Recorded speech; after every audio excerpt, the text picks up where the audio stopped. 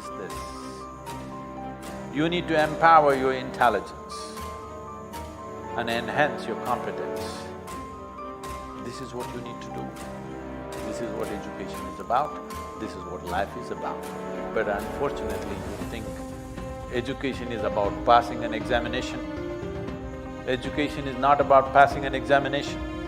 Education is about learning. It looks like the world has forgotten about this.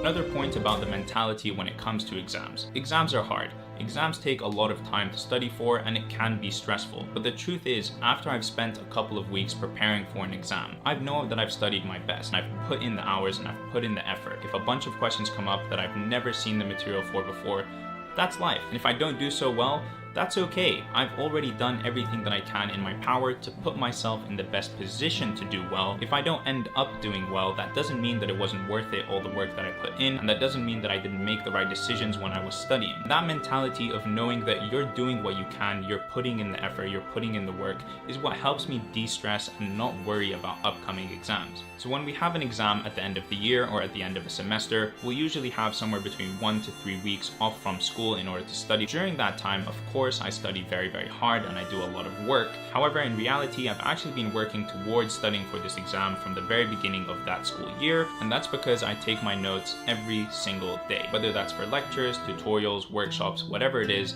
every day I put in a small amount of work. So for example, today I have 5 lectures scheduled, and that means by either today or tomorrow I will have written all of my notes for those 5 lectures. So when it comes exam time in December, all I have to do is read them, learn them, memorize them, and I don't have to start from scratch writing those notes or learning that material because I already did it a couple of months ago in September. I will have already seen all of the material that's going to be tested at least once. So when you're reading it again, it's almost like a second read through. It's like you're building on the foundation of knowledge that you already have. Secondly, around exam time, in those 1 to 3 weeks that we have off in order to prepare for exams, I really do put in the work. Of course, I still maintain a balanced life by going to the gym, doing exercise, seeing my friends, etc. But here the priority is studying for my exams. And during this period, I always study for the exact same number of hours and I always study with the exact same routine. I set myself a goal of 8 hours of studying in a day. I wake up at 7, I'm at the library and I start studying at 9. I study from 9 till 1, take a 2-hour lunch break and chill break from 1 till 3,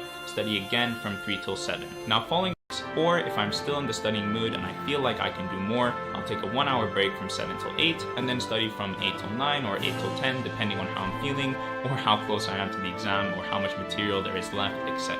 So this structure that I have, this consistency that I have when it comes to studying for exams is something that's very, very beneficial. It's almost like a guaranteed fact of life that I know around exam time, this is the routine that I'm going to have and this is how much studying I'm going to do.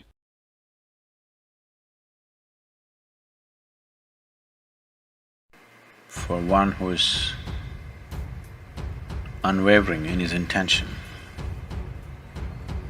for him, liberation cannot be denied. The only reason most of the humanity goes about their life, blundering through their life, not knowing which way to go, is because they keep shifting the direction of their life too often. They may not actually change the direction of their life, but in their mind and emotion, it keeps shifting and shifting and shifting and shifting. The very nature of the existence is such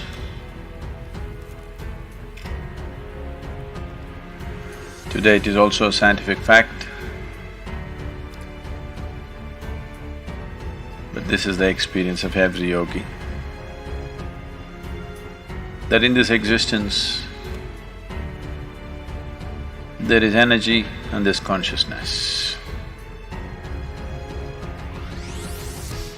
There is no such thing as physical matter. Physical matter, as you know it today, is just concentrated patterns of energy.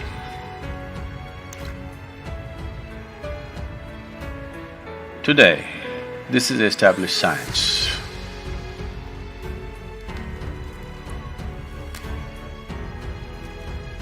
But more than 40,000 years ago, when Shiva spoke, he spoke clearly. His involvement was in absolute consciousness or in the energy, never in the physical matter, because he did not see it as real. And he spoke thus, very clearly, without any ambiguity about it.